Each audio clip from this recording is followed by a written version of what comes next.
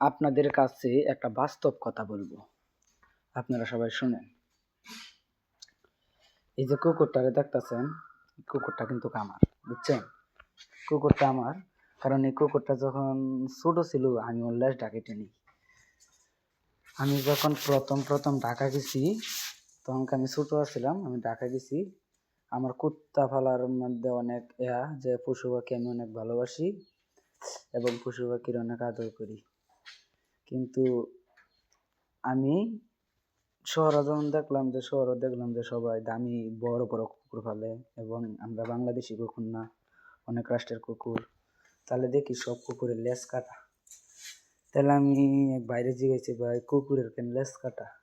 তাহলে ভাই বলতেছে যে কুকুরের লেজ কাটা নেই, কারণ কুকুরের লেজ কাটলে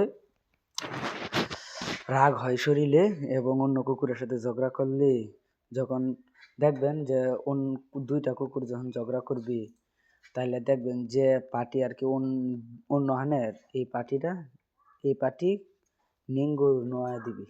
যদি নিঙ্গুর নোয়ায় নেয় তাহলে অন্য কুত্তায় ভাবে যে ওর কাছে মাপ চাইছে, তার জন্য এই মাপ করে দে আর মারে না। তাহলে আমিও ভাবলাম যে আমার কুকুরও একটা ফার্মু লেজ কাটতে। তাহলে দেখেন আমি যখন ওই কুকুরটা লাগান ছিল, তাহলে আমি ওই লেজটা এই কুকুরের কাটতে নিই। কাটাতে কুকুরের অনেক কষ্ট হয়েছে, কিন্তু এখন স্বাভাবিক বড় হয়ে গেছে আলহামদুলিল্লাহ। এখন আমার এই ছোট বাচ্চাটা, এটা হলো ওর ভাই এইটা। তাহলে এটারে আর কাটবো না, এটারে এবার ফালমু এবং ওর বিচি ফালাই দেবো। তাইলে একবারে কামড় চামড় দিলে বা কামচা টামচা দিলে কোনো রকম ক্ষতি হতো না।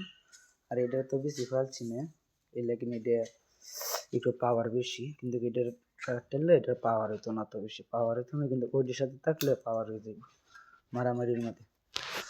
কারণ আমার কুকুর আরও আছে, তাহলে আপনাদের মাঝে দেখাবো। এই যে দেখেন আরেক পাগলা আইতাছে, এই পাগলা হইলো এই লেস কাটাডার ভাই। বাপ কই ভাই, লেস কাটাডার ভাই। আবার বলি ভাই, এটা হইলো লেস কাটাডার বাপ। এই যে আমার সালাম দিচ্ছে এসে। তাহলে দেন সেম এক কালার তিনটা কুকুর। এই যে মারবি না, এক কালার সেম এই যে ভালো হইতেছে, কারণ বাপরে অনেক ভয় পায়। কারণ বাপের হাতে একটা কর্তব্য আছে যে সন্তানরা শাসন করা। এই সাউন্ড বন্ধ, একটা মারমু।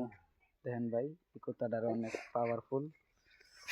আরেকটা আছে ওরমা আরেকটা আছে, আর ওইটা হইলো ছেলে, আর এইটা হইলো লেস কাটাটার ভাই, আর এবং এটা হইলো এর বাপ।